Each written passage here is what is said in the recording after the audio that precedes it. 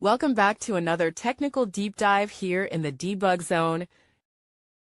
Today we're tackling a big question and breaking it down with insights from other users. Hopefully this clears up some misconceptions and helps you get the answer you need.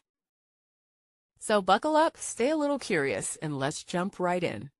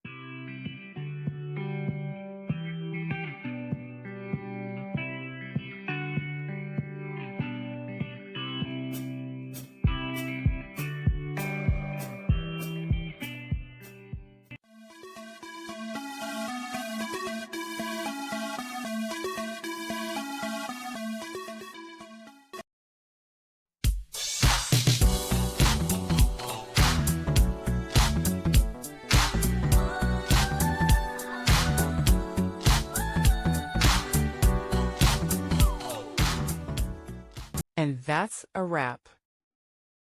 I hope you found the answer you were looking for. If you did, take a second to hit that subscribe button. It really helps out.